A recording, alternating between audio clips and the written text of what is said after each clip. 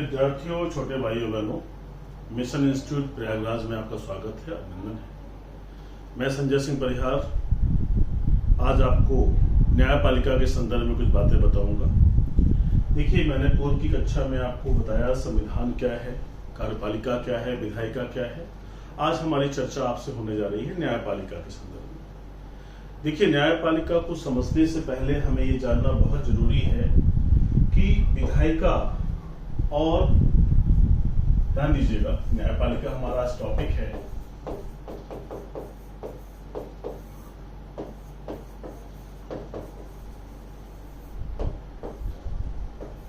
इस टॉपिक में जानने से पहले हमें कार्यपालिका और विधायिका को थोड़ा सा जानना फिर से जरूरी है।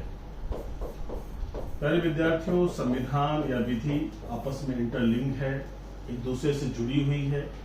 इंटरलिंक होने की वजह से सारी बातें एक दूसरे से कनेक्टेड है। देखिए, विधायिका का कार्य क्या है? सामान्य अर्थों में विधि निर्माण करना। हमने कल भी चर्चा की थी आपसे, विधि निर्माण करना। और कार्यपालिका का कार्य क्या है? लोक व्यवस्था बनाना।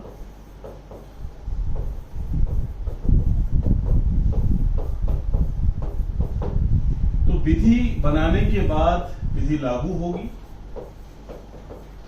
होगी तो संभव है कि कार्यपालिका के लोगों के द्वारा इसका उल्लंघन हो, या संभव है कि नागरिक या व्यक्ति के द्वारा भी उल्लंघन हो।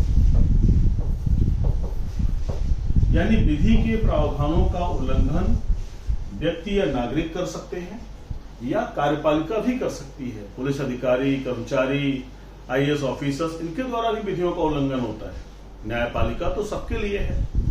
तो जो पर्पस यहाँ पर क्या है कि विधायिका द्वारा बनाई गई विधि का अगर सही से पालन नहीं हो रहा है, कहीं दिक्कतें हैं और कहीं से किसी का न्याय प्रभावित हो रहा है, तो ऐसे में न्यायपालिका की जिम्मेदारी बढ़ जाती है और न्यायपालिका न्याय प्रदान करती है। अगर हम इसे एक लाइन में कहें तो ये क्या है? न्याय यानी जस्टिस प्रदान करने वाली संस्था।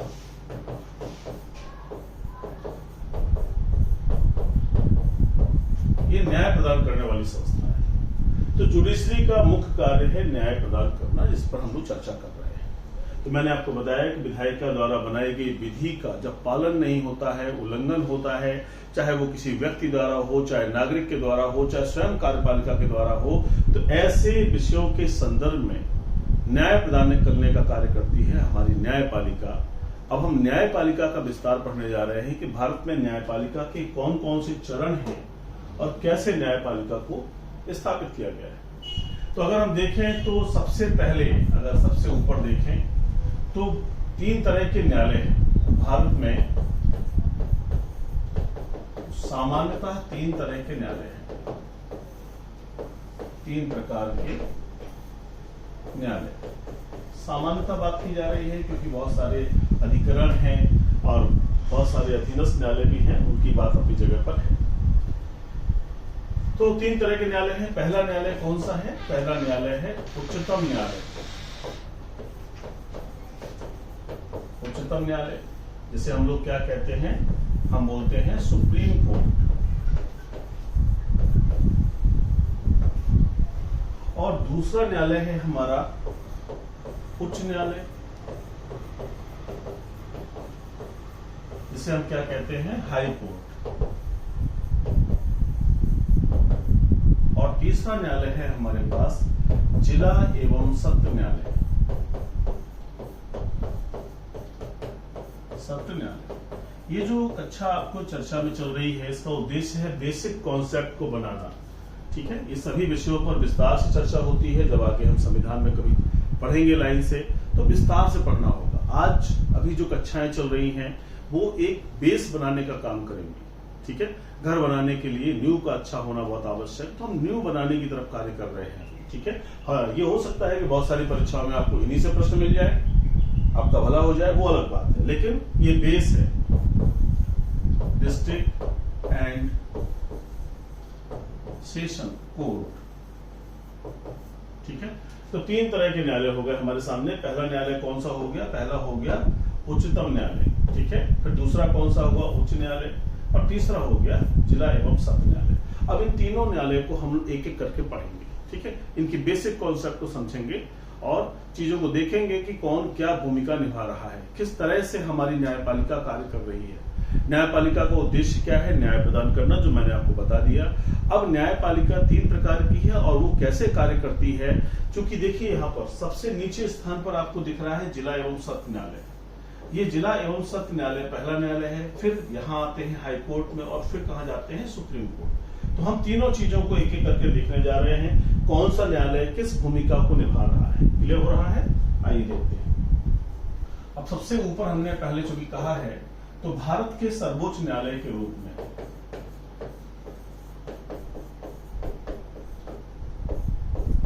सर्वोच्च न्यायालय के रूप में उच्चतम न्यायालय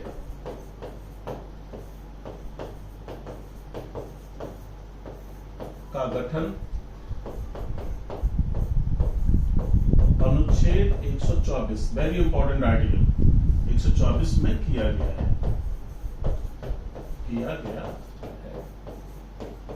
परीक्षा के लिए बहुत इंपॉर्टेंट, चाहे वो सिविल के एग्जाम हो, चाहे स्टेट लेवल के एग्जाम हो, ये बार बार चीजें आई हैं। अनुच्छेद 124 में उच्चतम न्यायालय गठन है। क्या है उच्चतम न्यायालय, 33 अन्य न्यायाधीश तथा एक मुख्य न्यायाधीश,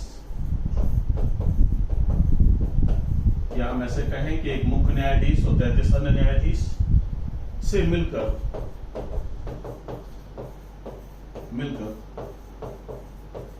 उच्चतम न्यायालय का गठन होता है। यानी आपके सामने क्या स्थिति निकल करके आ गई कि 33 अदर जजेस एंड एक मुख्य न्यायाधीश से मिलकर के बनता है। तो इसे हम और आसान टर्म में कह सकते हैं 1 + 33 जजेस। ये कंडीशन है। एक आंसर ये भी है, टीसीएस के एग्जाम में एक बार ऐसा प्रश्न पूछा गया कि उच्चतम न्यायालय के न्यायाधीशों की संख्या के संदर्भ में विचार करें, तो संख्या में ये बेस्ट आंसर माना गया इस फॉर्मेट में, एक मुख्य न्यायाधीश और 33 अन्य न्यायाधीश। इसे याद रखिएगा। तो हमने अभी आपको बताया कि भारत के सर्वोच्च न्यायालय के रूप में किसकी स्थापना की गई है, उच्चतम न्यायालय की स्थापना की गई है। और कहाँ की गई है, किस अनुच्छेद में, अनुच्छेद 124 में की गई है। ध्यान रखिएगा कैसे बनता है, कैसे गठन होता है। यहाँ पर एक बात और समझनी जरूरी है कि जिसे हम न्यायालय कहते हैं, ध्यान दीजिएगा, न्यायालय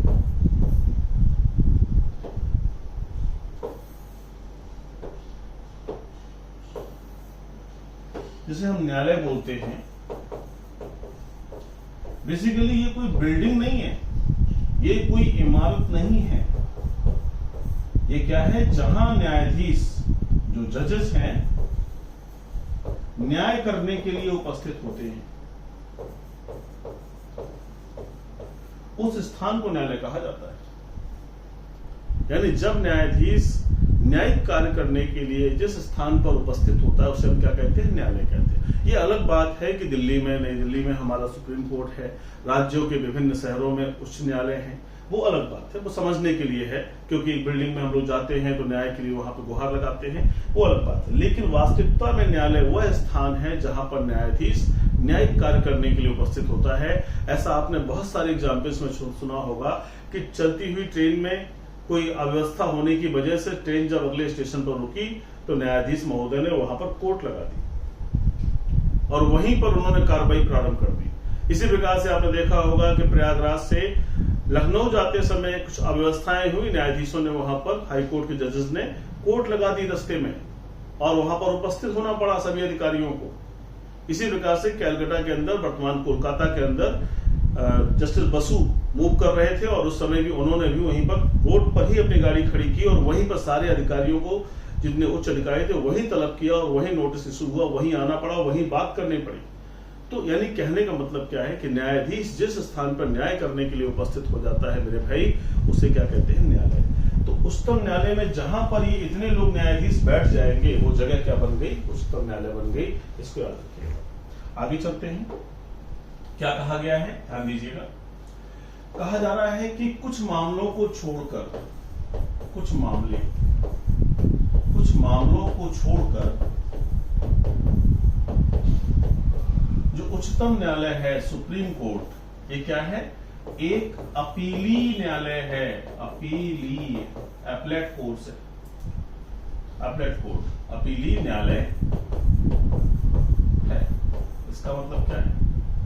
इसका मतलब है कि ज्यादातर मामले तो अपील में जाएंगे, लेकिन कुछ मामले हैं जो डायरेक्ट जा सकते हैं।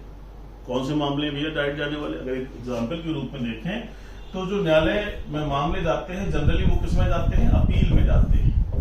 लेकिन कुछ मामले डायरेक्ट भी जाते हैं। डायरेक्ट कौन से जाते हैं? एग्जाम्पल के लिए देखिए, आर्टिकल 32 में फंडामेंटल राइट के वायलेशन पर, यानी अगर हम देखें कि मौलिक अधिकारों का उल्लंघन हो रहा है, तब कोई भी व्यक्ति, पीड़ित व्यक्ति सीधे उच्चतम न्यायालय चला जाता है। आपने देखा है, मौलिक अधिकार ही है आर्टिकल 32A संवैधानिक उपचारों में। आर्टिकल 131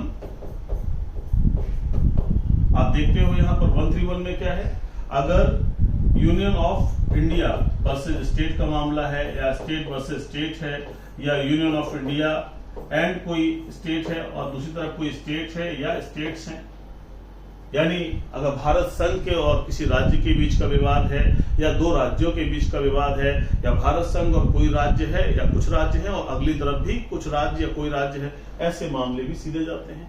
तो हमारा जो ये सेंटेंस है, ये सेंटेंस ज्यादा इंपॉर्टेंट हो गया कि कुछ मामलों को छोड़कर उच्चतम न्यायालय एक अपीली न्यायालय है। ठीक है, यहां तक हम लोग पहुंच गए।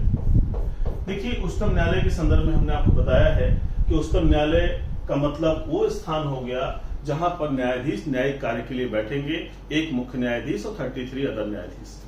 इसी बात को लेकर के ध्यान दीजिएगा, वर्तमान में सुप्रीम कोर्ट नई दिल्ली में है। अब इस बात का उल्लेख हमने वर्तमान क्यों लगा दिया, इसको भी ध्यान देने की आवश्यकता है। देखिए, आर्टिकल 130 अनुच्छेद 130 कहता है कि उच्चतम न्यायालय का स्थान परिवर्तित भी हो सकता है। अगर भारत के मुख्य न्यायाधीश राष्ट्रपति से पूर्व अनुमति लेकर के इसके स्थान को भारत के किसी या किन्हीं स्थानों पर कर सकते हैं, यानी अगर वो चाहते हैं कि उच्चतम न्यायालय को नई दिल्ली से हटाकर प्रयागराज में स्थापित किया जाए, लखनऊ में किया जाए, जबलपुर में किया जाए, हैदराबाद में किया जाए, तो वो ऐसा कर सकते हैं। 130 ये कह सकता है कि chief justice of India president की अनुमति से क्या करेंगे, भारत के किसी या किन्हीं, अब किन्हीं का क्या मतलब है, क्या कई जगह पर होगा उच्चतम न्यायालय? यस, इसका आंसर क्या है, किन्हीं का मतलब समझिएगा, किन्हीं का मतलब है खंडपीठ से। खंडपीठ, जैसे 5 खंडपीठ की चर्चा हो रही थी कि 5 खंडपीठ भारत में अन्य अन्य स्थानों पर होनी चाहिए, क्योंकि जो व्यक्ति पीड़ित है वो केरल से हो सकता है, तमिलनाडु से हो सकता है, वो पुडुचेरी से हो सकता है, मुंबई से हो सकता है, उसे न्यू दिल्ली तक आना पड़ता है, और ये सारी चीजें हैं। लेकिन इस संदर्भ में कुछ फाइनलाइज नहीं हो पाया, इसलिए कोई उसका मतलब अभी नहीं है। लेकिन ये आप जान लें कि 130 में क्या है, उच्चतम न्यायालय का स्थान है, और वो स्थान वर्तमान में तो नई दिल्ली में है, लेकिन भविष्य में अगर जिस तरह की सुगमता देखी जाए, 140 करोड़ की आबादी है हमारे भारत के लोगों की, और बहुत सारे लोगों के अपने मामले चलते हैं, अधिकारों की लड़ाई है, सम्मान की लड़ाई है, तो ऐसे में मामला क्या होगा, सुप्रीम कोर्ट तक जाता है। तो सुप्रीम कोर्ट में जजेस की संख्या भी बढ़नी चाहिए, और आगे समय में बढ़ेगी, बढ़ तो रही है थोड़ा थोड़ा करके, क्योंकि उच्चतम न्यायालय तो एक ही है, हाई कोर्ट 25 है। ठीक है, तो ऐसे में ये बात हमने आपको बताई, तो ये शायद आप समझ गए होंगे कि उच्चतम न्यायालय का स्थान। बहुत अच्छा प्रश्न है, परीक्षा में आया हो क्वेश्चन। आगे चलते हैं, वर्तमान में क्या स्थिति है, उच्चतम न्यायालय में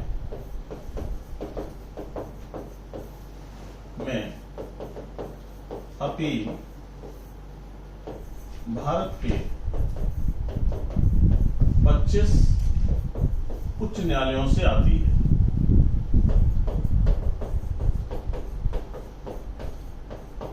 वर्तमान में जो है कितने उच्च न्यायालय हैं? 25 हाई कोर्ट है। इनसे अपील सीधे जाती है कहां पर? सुप्रीम कोर्ट में। चाहे वो सिविल मामला हो या क्रिमिनल मैटर हो, दोनों की अपील सीधे सुप्रीम कोर्ट जाती है। तो ये कहा गया है कि अपील कहां से आएगी? सीधे आएगी हाई कोर्ट से। यहां तक की बात को आप याद रखिएगा। अब यहां पर कुछ पॉइंट कॉमन होंगे जिन्हें हम आगे चर्चा करेंगे हाई कोर्ट में और सुप्रीम कोर्ट में। यहां पर ध्यान देने की जरूरत है कि पहले प्रथम न्यायाधीश कौन थे? हीरालाल जे कानिया। ये नाम याद रखिएगा, परीक्षाओं में कॉमनली पूछा जाता है। हीरालाल जे कानिया थे। और वर्तमान मुख्य न्यायाधीश कौन है? क्योंकि वर्तमान मुख्य न्यायाधीश का कार्यकाल काफी लंबा है, इसलिए इनका नाम जरूर याद रखना चाहिए आपको। वर्तमान मुख्य न्यायाधीश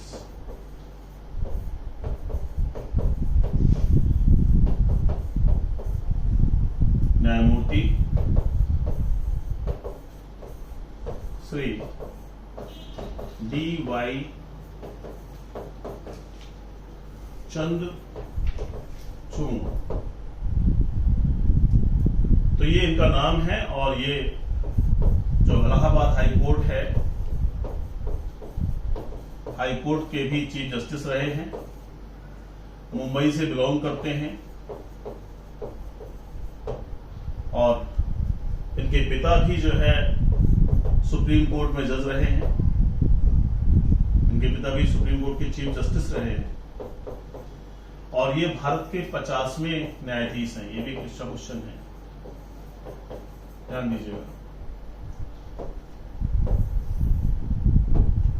न्यायाधीश हैं, तो इनसे क्वेश्चन आपका बन सकता है। बहुत ही योग्य और बहुत ही अच्छे स्मार्ट न्यायाधीश हैं। इन्होंने जो है बहुत सारे चैलेंजिंग निर्णय भी दिए हैं और निरंतर इनके द्वारा बहुत सारी चीजें ऐसी आती हैं जो न्याय के हित में है, जो न्याय के संरक्षण के लिए है, जो संविधान के संरक्षण और विधि के संरक्षण के लिए है। ऐसे बहुत सारे जजमेंट्स आपके आए हुए हैं। तो मैंने आपको अभी उच्चतम न्यायालय के संदर्भ में एक कॉमन कॉन्सेप्ट दिया, बेसिक बातें बताई हैं। हम उसी क्रम में अब हाई कोर्ट की तरफ चल रहे हैं, उससे भी आपको ध्यान रखना है। हाई कोर्ट क्या है? राज्य के सर्वोच्च न्यायालय के रूप में, ध्यान दीजिएगा, राज्य के सर्वोच्च न्यायालय के रूप में उच्च न्यायालय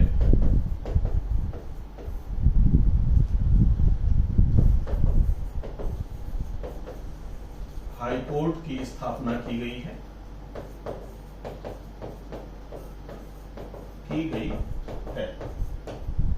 वर्तमान में आपको बताया ही अभी हमने, वर्तमान में 25 उच्च न्यायालय हैं। 25 उच्च न्यायालय। सामान्यतः नियम तो एक राज्य के लिए एक उच्च न्यायालय होना चाहिए, लेकिन ऐसा नहीं हो पाया। तो क्षेत्राधिकार को ध्यान में रखते हुए 7वां संविधान संशोधन अधिनियम 1956 आया, जिसने कहा कि एक राज्य के लिए जो उच्च न्यायालय है वो अन्य राज्य के भी मामलों का निर्धारण कर सकता है। तो 7वें से जो है ये भी अधिकार क्षेत्र इनको मिल गया। 7th constitutional amendment act 1956। एक high court, one high court can tackle the matter of different states, यानी दो या दो से अधिक राज्यों के मामले को भी डील कर सकता है। तो ये एक नया अमेंडमेंट आने से ये सारी चीजें जुड़ गई। हमने आपको बताया कि राज्य के सर्वोच्च न्यायालय के रूप में क्या है? उच्च न्यायालय है। भारत के सर्वोच्च न्यायालय के रूप में क्या है? उच्चतम न्यायालय। बेसिक कॉन्सेप्ट है, बिल्कुल दिमाग में बैठा के चलिए। चाहे पीसीएस मेंस का क्वेश्चन हो, चाहे कहीं आए, जब भी किसी विषय पर बात होगी तो आपका अगर कॉन्सेप्ट क्लियर है तो आप उस पर लिख सकते हैं। अब नए पैटर्न में लिखने वाली परीक्षा होने जा रही है, तो सारी चीजें आपको लिख करके बताना पड़ेगा। तो कौन सी चीज कैसे क्रम में है, दिमाग में रखिएगा। ठीक है, हम यहाँ बात कर रहे थे कि सर्वोच्च न्यायालय के रूप में राज्य के उच्च न्यायालय स्थापित किया गया। और क्या है यहाँ पर इंपॉर्टेंट? कुछ मामलों को छोड़कर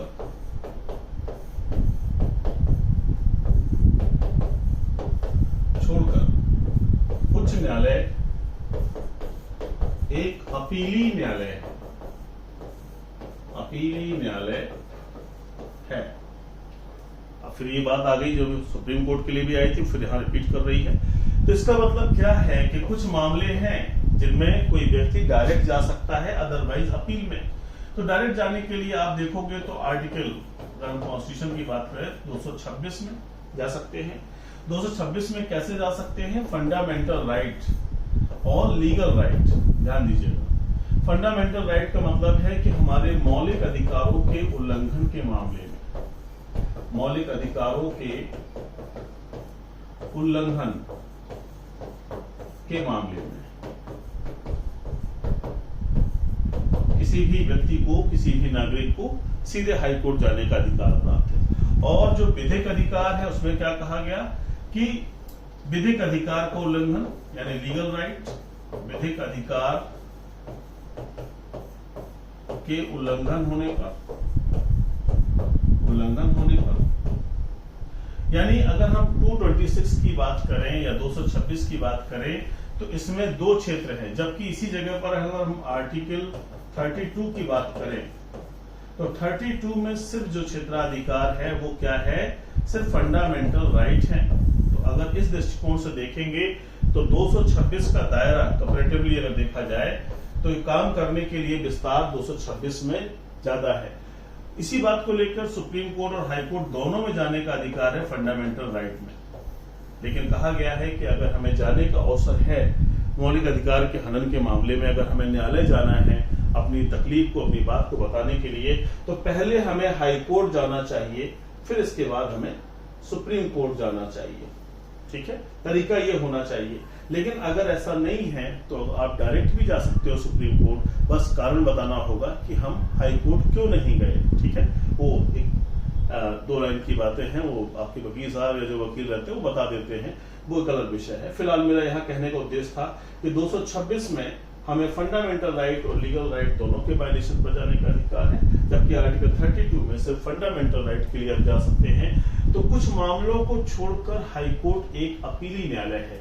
तो कौन से मामले हैं? वो 226 के मामले हैं जिनमें कोई व्यक्ति सीधे हाई कोर्ट जा सकता है। लेकिन अगर हम बात करें कि और कौन से मामले हैं, तो वो मामले अपीली मामले हैं, जहां सीधे न जाकर के अपील में जाते हैं। तो अगली बात है कि भाई अपील कहां से आती है। अगला पॉइंट ये इंपॉर्टेंट हो गया कि अपील कहां से आती है। तो अपील के संदर्भ में ध्यान दें, उच्च न्यायालयों में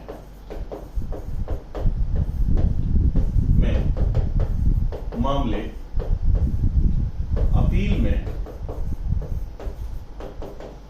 जिला एवं सत्र न्यायालय,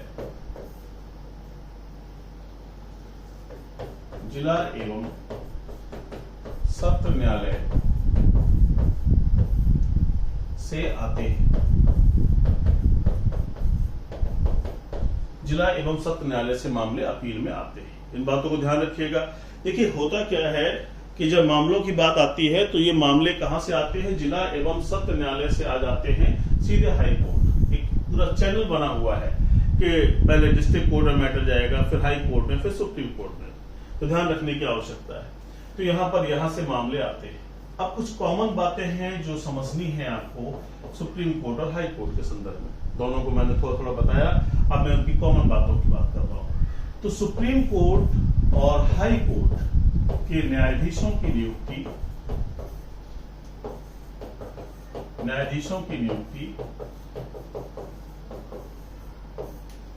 भारत के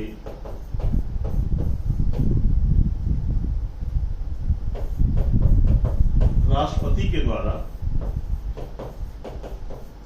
की जाती है। बड़ा कॉमन क्वेश्चन है लेकिन गलत ना हो जाए कभी, ध्यान दीजिएगा। इनके न्यायाधीशों की नियुक्ति किसके द्वारा की जाती है? भारत के राष्ट्रपति के द्वारा की जाती है, चाहे वो सुप्रीम कोर्ट का न्यायाधीश हो, चाहे हाई कोर्ट का न्यायाधीश हो। ठीक है, दोनों के लिए है। अब यहां पर और इंपॉर्टेंट बात क्या है कि सुप्रीम कोर्ट के 65 वर्ष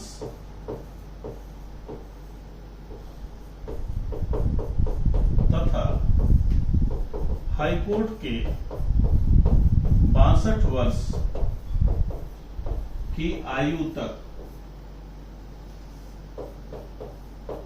पद धारण करते हैं। बड़ा कॉमन क्वेश्चन है, हालांकि कॉमन भी अब बड़ा अनकॉमन हो गया है। क्योंकि परीक्षाओं में स्टेटमेंट आने लग गए, तो 1 2 3 4 दे दिया, फिर उन्होंने कहा 1 2 सही है, 1 2 3 सही है, 1 2 3 4 सही है, 2 3 सही है। बड़ी समस्या है। तो पढ़ना तो पड़ेगा, पूरा पढ़ेंगे तभी हमारे सामने सारी चीजें क्लियर रहेंगी। तो यहाँ मैंने आपको बताया कि ये 65 वर्ष की आयु तक और ये 62 वर्ष की आयु तक सभी किताबों में सामान्य ढंग से मिल जाता है। एक चीज और इम्पोर्टेंट है कि अगर न्यायाधीश त्यागपत्र देना चाहता है तो क्या प्रोसेस है। त्यागपत्र के संदर्भ में क्या कहा गया है कि सुप्रीम कोर्ट तथा हाई कोर्ट के जो न्यायाधीश हैं अपना त्यागपत्र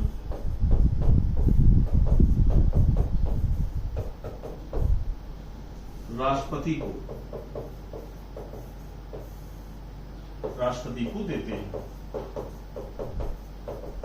ये बात भी ध्यान रखने की है कि जब त्यागपत्र की बात आई तो किसको देते हैं अपना त्यागपत्र, राष्ट्रपति को देते हैं। तो ये तीनों बेसिक पॉइंट्स को आप याद रखिएगा, ध्यान में रखिएगा, ठीक है। मैंने अभी आपको बताया है कि नियुक्ति कौन करता है, अपॉइंटमेंट के संदर्भ में कौन है, तो नियुक्ति के संदर्भ में राष्ट्रपति है। त्यागपत्र के संदर्भ में कौन है, तो त्यागपत्र के संदर्भ में राष्ट्रपति है। आयु कितनी आयु तक पद पर रहते हैं, तो 65 वर्ष की आयु तक, और हाई कोर्ट का न्यायाधीश 62 वर्ष की आयु तक। दोनों बातें याद रखिएगा। आगे चलते हैं। अब देखिए सुप्रीम कोर्ट के न्यायाधीश को वेतन कहां से मिलता है, भारत की संचित निधि से, संचित निधि से, कंसोलिडेटेड फंड ऑफ इंडिया निधि से मिलता है। और हाई कोर्ट के न्यायाधीश को कहां से मिलता है, हाई कोर्ट के न्यायाधीश को कहां से मिलता है, राज्य की संचित निधि से, राज्य की संचित निधि से। याद रखिएगा, यही क्वेश्चन गड़बड़ होता है हम लोगों का, राज्य की संचित निधि से। लेकिन पेंशन के संदर्भ में क्या प्रावधान है, इसे गौर करना बहुत जरूरी है। सुप्रीम कोर्ट तथा हाई कोर्ट के न्यायाधीशों को पेंशन आप जानते हैं कि अन्य सभी सरकारी नौकरियों में पेंशन खत्म हो गई है, लेकिन इन उच्च पदों पर पेंशन है। इनको पेंशन कहां से मिलती है, दोनों के बारे में है, इन्हें मिलती है भारत की संचित निधि से, यानी कंसोलिडेटेड फंड ऑफ इंडिया से इनको पेंशन मिलती है। ये इंपॉर्टेंट पॉइंट है, बड़ा कंफ्यूजन होता है इसको लेकर के, क्योंकि हाई कोर्ट के न्यायाधीश का वेतन राज्य की संचित निधि से, लेकिन वेतन कहां से मिलता है, पेंशन कहां से मिलती है, पेंशन मिलती है भारत की संचित निधि से। क्लियर हो रहा है। तो बेसिक क्वेश्चन है, चूंकि मैं आपसे कॉन्सेप्ट क्लियर करने की बात अभी कर रहा हूं, ये छोटी छोटी बातों को आपके दिमाग में डालने की बात कर रहा हूं, ताकि हम जब विस्तार से जुडिशरी पढ़ें, क्योंकि जुडिशरी में आप सुप्रीम कोर्ट पढ़ने में ही कम से कम 5 से 6 दिन का समय लगता है, तो इनमें टाइम लगेगा, जल्दबाजी से नहीं कर सकते। अगर बड़ा घर बनाना है, मजबूत बिल्डिंग बनानी है, तो हमें बेस मजबूत करना होगा, उसी दिशा में मैं कार्य कर रहा हूँ। ये अलग बात है, कुछ क्वेश्चन आपको मिलते रहे, ये सौभाग्य की बात होगी। आइए आगे देखते हैं। अब हटाने की बात, सुप्रीम कोर्ट तथा हाई कोर्ट के न्यायाधीशों को उनके पद से अनुच्छेद 124 खंड 4 में दी गई प्रक्रिया के आधार पर हटाया जा सकता है, आधार पर हटाया जा सकता है, अन्यथा नहीं। प्रोविजन ध्यान दीजिएगा। और आधार क्या होगा, आधार के बारे में कहा गया है, 2 आधार हैं, या तो साबित कदाचार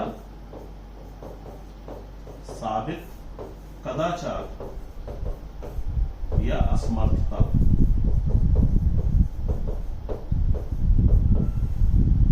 कदाचार या असमर्थता, इसे ध्यान दीजिएगा। हालांकि जब हम लोग आगे पढ़ेंगे तो विस्तार चर्चा होगी। हटाने के लिए आधार क्या है, आधार है साबित कदाचार है या असमर्थता है।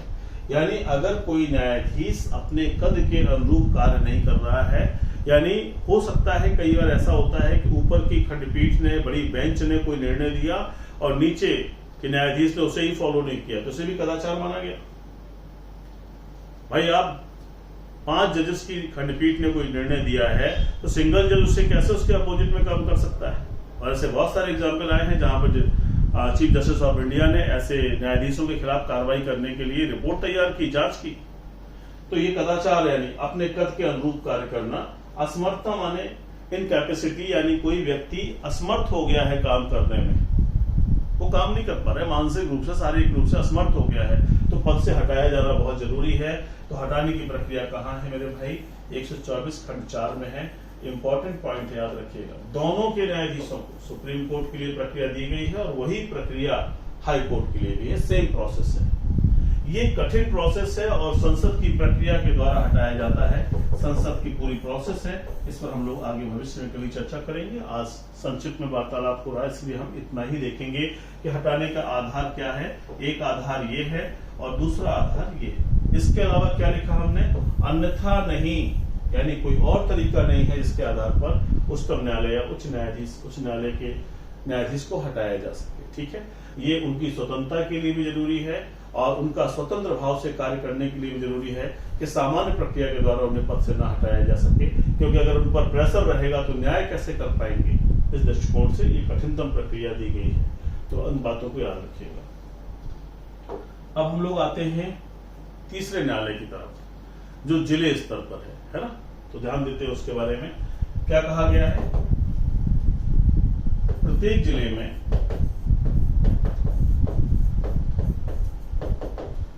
जिला एवं सत्र न्यायालय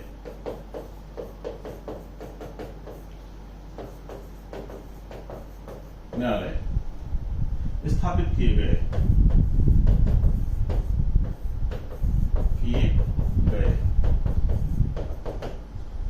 ये प्रथम बार के न्यायालय हैं, प्रथम बार के न्यायालय, यानी they are the court of first time. प्रथम बार का मतलब है कि पहली बार कोई मामला आता है तो वो इसी अदालत में जाएगा, चाहे वो क्रिमिनल मैटर हो चाहे सिविल मैटर हो। ठीक है, यहाँ की जो न्यायाधीश है, जो इसका मुख्य न्यायाधीश, उसे क्या कहते हैं? डिस्ट्रिक्ट एंड सेशन जज। जब वो सिविल मैटर में बैठते हैं तो उन्हें कहा जाता है, जब वो सिविल मैटर्स को देखते हैं, यानी जब वो सिविल मैटर में बैठेंगे, दीवानी मामले देखेंगे, दीवानी मामले, तो वो कहलाते हैं क्या? डिस्ट्रिक्ट जज कहलाते हैं।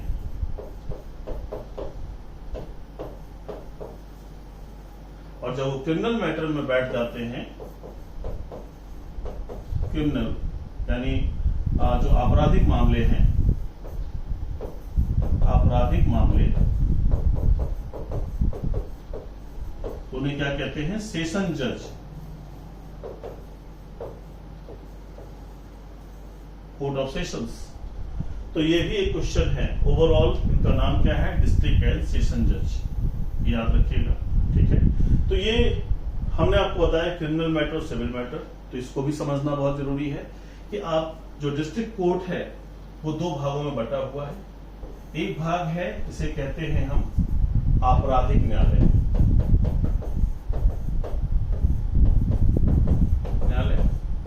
और दूसरा भाग मेरे भाई क्या है? उसे कहते हैं हम सिविल न्यायालय। हालांकि मैंने जब मूल विधि और प्रक्रिया विधि के बीच संबंध था उस समय भी कुछ चर्चा इस विषय में की थी। सिविल न्यायालय में क्या होता है? सिविल मामले आते हैं। सिविल मामले आपको याद आ रहा होगा, वो भी कक्षाओं में चर्चा हुई है। सिविल मैटर्स आते हैं। क्या कहा गया है? पद, प्रतिष्ठा तथा अधिकार, पद, प्रतिष्ठा तथा अधिकार से संबंधित जो भी मामले हैं उन्हें हम क्या कहते हैं? सिविल मामले कहते हैं। और सिविल न्यायालय की जो कार्रवाई है वो किस पर आधारित होती है? सिविल न्यायालय की जो कार्रवाई है, क्वेश्चन है कि कार्रवाइयां इस पुस्तक पर आधारित है, उसका नाम है सिविल प्रक्रिया संहिता। प्रक्रिया संहिता 1908 पर आधारित है। अब इस पुस्तक के अंदर अगर हम जाएं तो इसमें धाराएं कितनी हैं? धाराएं हैं 158 और आदेश कितने हैं? आदेश हैं 51। यानी किताब 158 धाराओं और आदेश 51 हैं, जिनके माध्यम से सिविल मैटर्स को देखा जाता है। इसमें सभी प्रकार की बातें उल्लिखित हैं। सिविल मैटर जो है, विवाह संबंधी अपराध सिविल मैटर है। जमीन जायदाद इन सबको लेकर के जो मैटर्स आते हैं वो सिविल मैटर्स हैं। तो इन सब के संदर्भ में, हालांकि ये आपके कोर्स में नहीं, जुडिशरी में तो है, लेकिन आपके लेवल पर नहीं है, इसलिए इस पर बहुत चर्चा ना करते हुए हम लोग आगे बढ़ेंगे। लेकिन परीक्षा के लिए ये बात इंपॉर्टेंट है कि सिविल न्यायालय की कार्रवाइयां किस पुस्तक पर आधारित है, तो उसका नाम है सिविल प्रक्रिया संहिता 1908। शॉर्ट में कहते हैं CPC, याद रखिएगा CPC। लेकिन अगर हम यहाँ चले जाए आपराधिक में, चूंकि UPSI जैसे एग्जाम्स में या APO जैसे एग्जाम में ज्यादा पोर्शन यहीं से आना है, तो आपराधिक मामले में क्या कहा गया है? धारा 40 IPC क्या कहती है? यानी भारतीय दंड संहिता 1860 की जो किताब है, IPC क्या कहती है कि किसी विधि विरुद्ध कार्य का किया जाना, किसी विधि विरुद्ध कार्य का किया जाना अपराध है। किसी विधि विरुद्ध कार्य का किया जाना अपराध है। इस बात को ध्यान दीजिएगा। विधि विरुद्ध कार्य क्या है? विधि विरुद्ध कार्य का किया जाना अपराध है। तो विधि विरुद्ध कार्य का मतलब if anything is against to the law, whatever the provisions are given in Indian Penal Code, if you are violating it, if you are doing anything against the provision of IPC, तो क्या हो गया? ये अवैध हो गया ना, ये लीगल हो गया। किसी के पेट में चाकू घुसा दिया, क्या विधि ने कहा है चाकू घुसाने के लिए? किसी महिला का जाके दुपट्टा खींच लिया, क्या कानून कहता है कि आप छेड़खानी करिए? नहीं कहता है ना। तो जब कोई व्यक्ति ये कार्य करेगा तो उसे कहते हैं अवैध कार्य, ठीक है? तो उसे अवैध कार्य को ही कहा जाता है अपराध। अब यहां पर अगर हम बात करें कि आपराधिक न्यायालय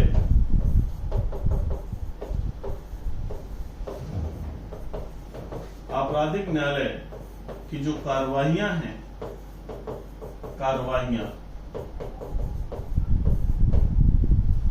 दंड प्रक्रिया संहिता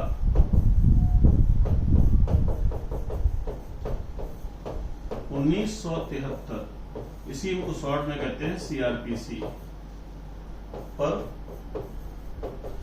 आधारित होती है। यानी किताब का नाम क्या है? किताब का नाम है CRPC। इसे ध्यान दीजिएगा।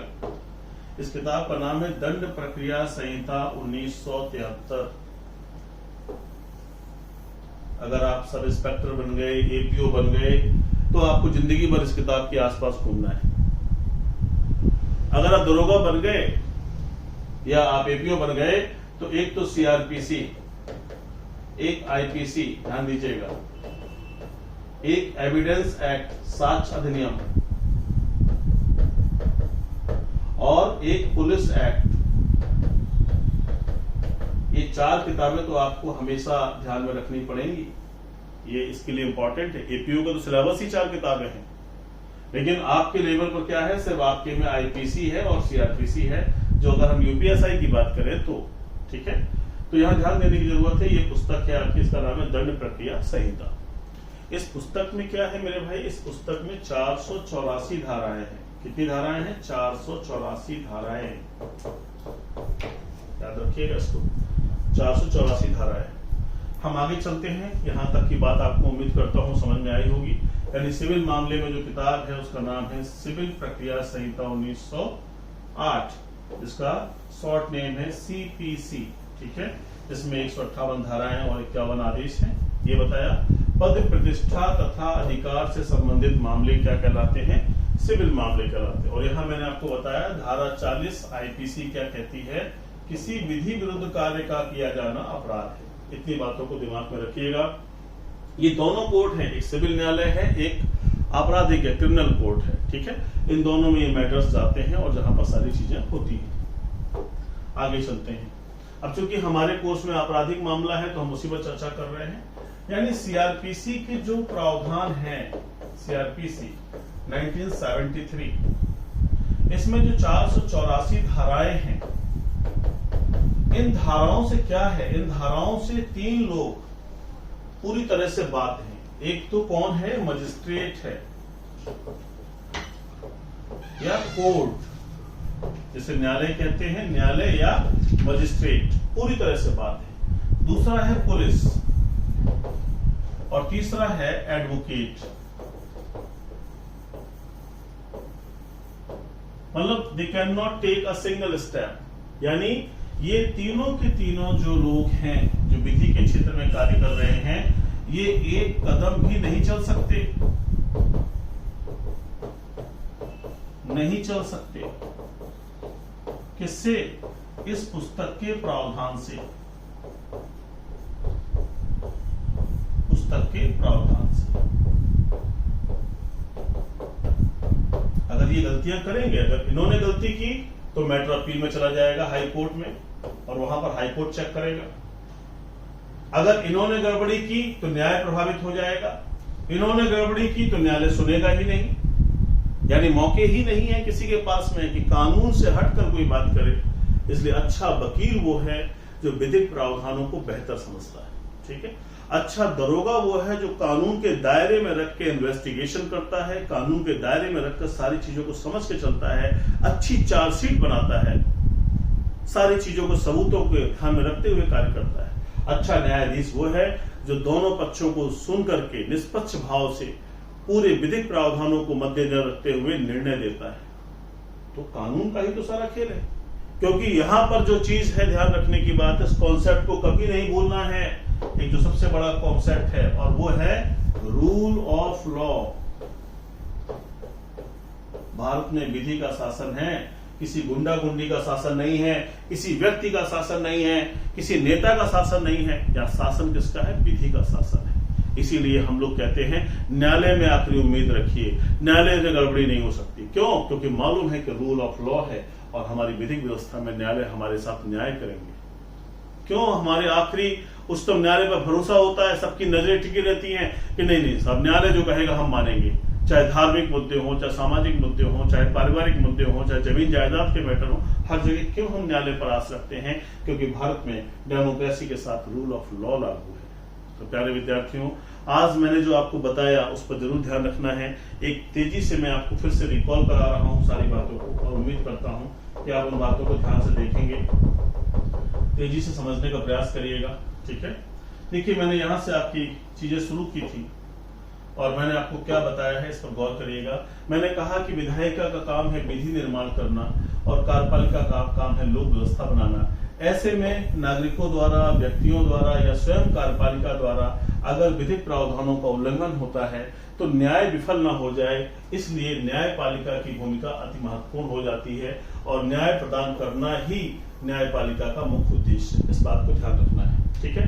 फिर मैंने आपसे क्या चर्चा की? मैंने आपको बताया कि भारत में कितने प्रकार के न्यायालय हैं। तो मैंने कहा आपसे उच्चतम न्यायालय है, उच्च न्यायालय है और जिला एवं सत्र न्यायालय है। 3 तरह के न्यायालय हैं। मैंने शब्द प्रयोग किया सामान्यतः 3 प्रकार के न्यायालय हैं, यानी 3 प्रकार के न्यायालय जो महत्वपूर्ण भूमिका निभाते हैं, इनकी बात मैंने की, इसे दिमाग में रखिएगा। फिर मैंने आपसे चर्चा की है आज कि भारत के सर्वोच्च न्यायालय के रूप में उच्चतम न्यायालय की स्थापना की गई है। अनुच्छेद 124 में इसका गठन किया गया है। तो ये इंपॉर्टेंट पॉइंट है, इसको जरूर याद रखना है कि 124 में गठन है। कैसे बनता है? 33+1 यानी 33+1 से बनता है 33 अन्य न्यायाधीश और एक मुख्य न्यायाधीश से मिलकर के क्या बनता है? उच्चतम न्यायालय बनता है। इस बॉक्स को भी दिमाग में रखना है, ठीक है। फिर मैंने आपसे कहा कि न्यायालय क्या है? न्यायालय कोई इमारत नहीं है। न्यायालय क्या है? जहां न्यायाधीश न्यायिक कार्य के लिए उपस्थित होता है, ऐसे स्थान को न्यायालय कह सकते हैं। वो चाहे बिल्डिंग हो, चाहे मैदान हो, चाहे चबूतरा हो, चाहे सड़क हो, जहां उपस्थित हो जाएगा न्यायिक कार्य के लिए वो स्थान क्या बन जाएगा? न्यायालय बन जाएगा। इसे ध्यान रखिएगा। फिर हमने प्यारे भाइयों बहनों क्या बताया, ध्यान दीजिएगा। कुछ मामलों को छोड़कर उच्चतम न्यायालय एक अपीली न्यायालय है। हमने आपसे कहा कि कुछ मामलों को छोड़कर, यानी सभी मामले सीधे नहीं जाते हैं, कुछ मामले हैं जो डायरेक्ट जाते हैं, लेकिन ज्यादातर मामले अपील में जाते हैं। तो इसलिए क्या है, कुछ मामलों को छोड़कर यह अपीली न्यायालय है। अपील में जाने के मामला हमने आपको बताया कि हाई कोर्ट से तो ढेर सारी चीज जाती है, अभी चर्चा करूंगा। लेकिन डायरेक्ट जाने की बात भी मैंने आपको बताई कि आर्टिकल 32 में 131 में भी जाते हैं मामले। तो यहाँ पर जो है फंडामेंटल राइट्स के वायलेशन के लिए जाते हैं, स्टेट्स के बीच में जो विवाद उत्पन्न होता है वहां पर भी मामले जाते हैं। वर्तमान में उच्चतम न्यायालय कहां पर है? नई दिल्ली में है। मैंने 130 की चर्चा आपसे की, जिसमें मैंने कहा कि चीफ जस्टिस ऑफ इंडिया राष्ट्रपति की पूर्व अनुमति से उच्चतम न्यायालय के स्थान को परिवर्तित कर सकते हैं, भारत के किसी या किन्हीं स्थानों पर इसे स्थापित कर सकते हैं। जैसे कि 5 खंडपीठ की चर्चा पूर्व में चल रही थी, आगे भविष्य में भी तमाम खंडपीठ बन सकती हैं। न्याय हित के लिए ये सभी चीजें आवश्यक है। फिर मैंने आपको क्या चर्चा की? मैंने आपसे कहा कि उच्चतम न्यायालय में अपील भारत के 25 उच्च न्यायालयों से आती है, यानी जो 25 हाई कोर्ट्स हैं वहां से मैटर अपील में आते हैं, ये दिमाग में रखना है। प्रथम न्यायाधीश कौन थे? हीरालाल जे कानिया जी थे। और वर्तमान में मुख्य न्यायाधीश कौन है? न्यायमूर्ति श्री DY चंद्रचूड़ जी हैं, जो 50वें मुख्य न्यायाधीश हैं भारत के। इनके पिता भी मुख्य न्यायाधीश की भूमिका निभा चुके हैं वर्तमान में। और ये वर्तमान में जो हमारे चीफ जस्टिस ऑफ इंडिया हैं, ये इलाहाबाद उच्च न्यायालय के ही मुख्य न्यायाधीश रहे हैं। तो इतनी बातें हमने आपको बताई, इन बातों को ध्यान रखिएगा। आगे चलते हैं। राज्य के सर्वोच्च न्यायालय के रूप में अब हम स्टेट की बात करते हैं। India is a union of states, article 1।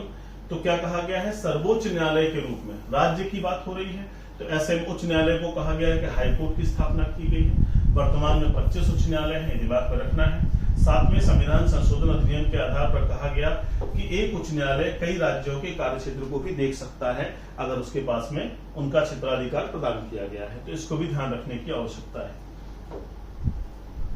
कुछ मामलों को छोड़कर हाईकोर्ट एक अपीली न्यायालय है। जैसे मैंने उच्चतम न्यायालय के संदर्भ में आपसे कहा था, वैसे हाईकोर्ट के संदर्भ में भी प्रावधान है कि अगर 226 की बात करें तो इसमें 2 तरह के मैटर्स, एक फंडामेंटल राइट्स के मामले में भी जा सकते हैं और लीगल राइट के वायलेशन के मामले में भी डायरेक्ट जा सकते हैं। ये हमने आपको बताया। जबकि आर्टिकल 32 में सिर्फ फंडामेंटल राइट्स के संदर्भ में बताया गया है। मैंने आपसे कहा कि हाईकोर्ट की तुलना में सुप्रीम कोर्ट का दायरा अगर मामलों को देखा जाए तो कम है। यहाँ पर इनमें सिर्फ फंडामेंटल है, यहाँ फंडामेंटल के साथ लीगल राइट्स भी हैं। इस बात को भी ध्यान रखना होगा। आगे चलते हैं। उच्च न्यायालयों में मामले अपील में जिला एवं सत्र न्यायालय में आते हैं, जिला एवं सत्र न्यायालय से आते हैं। जो उच्च न्यायालय में अपील होती है उसके बारे में मैंने आपको बताया कि मैटर कहां से आएगा, डिस्ट्रिक्ट एंड सेशन कोर्ट से आएगा, ठीक है, तो वहां से आते हैं। अब हमने कुछ कॉमन सी बातें बताई थी, उन्हें याद रखना है। सुप्रीम कोर्ट और हाई कोर्ट के न्यायाधीशों की नियुक्ति राष्ट्रपति के द्वारा की जाती है, एक क्वेश्चन। सुप्रीम कोर्ट के न्यायाधीश 65 वर्ष की आयु तक तथा हाई कोर्ट के 62 वर्ष की आयु तक, और सुप्रीम कोर्ट तथा हाई कोर्ट के न्यायाधीश अपना त्यागपत्र राष्ट्रपति को देते हैं। ये 3 बातें कॉमन सी आपके पास चर्चा की गई थी, याद रखिएगा। फिर हमने सुप्रीम कोर्ट के न्यायाधीश के वेतन के बारे में बताया।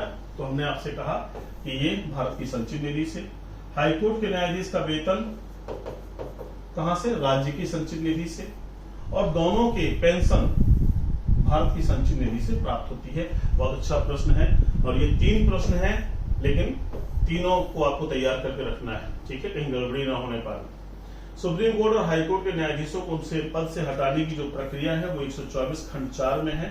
ये याद रखने की बिल्कुल जरूरत है। खंड 4 ये दिमाग में सेट कर लीजिए, जब हटाने की बात आए तो ये है। और किन आधारों पर? साबित कदाचार या असमर्थता के आधार पर ही पद से हटाया जा सकता है संसदीय प्रक्रिया के द्वारा। ये बातें दिमाग में रखनी है। प्यारे विद्यार्थियों, न्यायपालिका के कॉन्सेप्ट को धीरे धीरे समझने का प्रयास करिएगा। प्रत्येक जिले में जिला एवं सत्र न्यायालय के स्थापित किए गए हैं। हर जिले में ये न्यायालय बने हुए। ये प्रथम बार के न्यायालय हैं, they are the court of first time. यानी कोई भी मामला जो होता है, चाहे वो सिविल मैटर हो, क्रिमिनल मैटर हो, पहली बार इसी न्यायालय में आता है। इसे कहते हैं डिस्ट्रिक्ट एंड सेशन कोर्ट। अब यहाँ पर 2 भागों में ये बटा हुआ है। एक तो आपका सिविल कोर्ट है और एक आपका क्रिमिनल कोर्ट है। सिविल में सिविल मामले आते हैं, क्रिमिनल में आपराधिक मामले आते हैं। फिर हमने आपको बताया कि जब यही व्यक्ति जब सिविल मैटर को देखता है तो उसे डिस्ट्रिक्ट जज कहा जाता है, और जब यही व्यक्ति क्रिमिनल मैटर को देखता है तो उसे क्या कहते हैं? सेशन जज, ठीक है। अब आगे चलते हैं इसी क्रम में। सभी लोग, मैं जो क्लासेस आपकी ले रहा हूं, अगर आपको समझ में आ रही हैं तो जरूर हमें कमेंट करके बताइए, है ना। कमेंट बॉक्स में जाइए, थोड़ा सा लिखिए, चीजों को बताइए। और जिस समय मैं आपसे चर्चा कर रहा हूँ, जो जो इंपॉर्टेंट बातें आपको लगती हैं उन्हें जरूर नीचे टाइप करिए। उससे क्या होता है, दिमाग में, मन मस्तिष्क में अंकित होती रहती हैं, और जितनी ज्यादा बार रिपीटिशन आप करेंगे बातों का, उतनी ज्यादा दिमाग में रहेंगी, उतना स्थायित्व होगा। ठीक है, यहाँ पर हम लोग आ रहे थे। अब हमने कहा दो तरह के न्यायालय हैं, एक आपराधिक न्यायालय है और एक आपका कौन सा है, सिविल न्यायालय। सिविल न्यायालय में सिविल मामले आएंगे, पद, प्रतिष्ठा तथा अधिकार से संबंधित मामले सिविल मामले हैं। और सिविल न्यायालय की जो कार्रवाइयां होती हैं उसके संदर्भ मैंने आपको बताया है, सिविल प्रक्रिया संहिता 1908 पर आधारित है, जिसे शॉर्ट में कहते हैं सीपीसी। इसमें 158 धाराएं हैं और 51 आदेश हैं, इनको याद रखना है। यहाँ पर मैंने बताया आपराधिक मामला, तो आपराधिक में हमने आपसे कहा कि आईपीसी की धारा 40 को अगर गौर से देखें तो उसमें कहा गया है कि विधि विरुद्ध कार्य का किया जाना अपराध है। आपराधिक न्यायालय की कार्रवाइयां जिस पुस्तक पर आधारित है उसका नाम है दंड प्रक्रिया संहिता 1973 सीआरपीसी, इसे याद रखिएगा। इसमें 484 धाराएं हैं, ये भी ध्यान रखिएगा। आइए अब हम लोग समूह करने चल रहे हैं, अंतिम स्थिति पर है सीआरपीसी 1973। ये चूंकि आपके कोर्स में है इसलिए हम इसकी चर्चा कर रहे हैं। इसमें 484 धाराएं हैं और इन धाराओं से 3 लोग पूरी तरह से बाध्य हैं। पहले तो मजिस्ट्रेट या न्यायालय हैं जो आपराधिक मामले की सुनवाई कर रहे हैं, पुलिस के सभी अधिकारी हैं जो उस मामले के संदर्भ में विवेचना कर रहे हैं, कार्रवाई कर रहे हैं, और सभी वकील जो उस मामले के संदर्भ में इन्वॉल्व हैं, ये पूरी तरह से बाध्य हैं। अर्थात में एक कदम भी इसके अलावा इससे हटकर नहीं चल सकते। क्यों नहीं ऐसा हो सकता? क्योंकि भारत में रूल ऑफ लॉ है, यानी विधि का शासन इन्वॉल्व है। तो प्यारे विद्यार्थियों, आज हमने आपसे इतनी चर्चा की न्यायपालिका के संदर्भ में। मुझे उम्मीद है कि आपने सुना होगा, समझा होगा। बहुमूल्य समय का सदुपयोग करिए, जीवन को आगे बढ़ाने के लिए सतत प्रयास करिए। हम लोग जैसे भी जितनी भी चीजें आप तक पहुंचा सकते हैं हमेशा पहुंचाई हैं और पहुंचाते रहेंगे। आप अपने कर्तव्य के प्रति संवेदनशील रहिए। सफलता असफलता एक अलग विषय है, तैयारी एक अलग विषय है। बहुत सारी चीजें मन की होती हैं, बहुत सारी चीजें मन की नहीं होती हैं, लेकिन लगे रहना ये बताता है कि मैं अपने कर्तव्य के प्रति उन्मुख हूँ और प्रयास कर रहा हूँ। उम्मीद करता हूँ मेरी बातों से आपको कुछ नई जानकारी मिली होगी, कुछ नया तो सीखने को मिला होगा। अगर अच्छा लगता है तो और लोगों तक इसे पहुंचाइए। अपना ख्याल रखिए, पढ़ाई करते रहिए, जीवन पथ पर आगे बढ़िए। जय हिंद।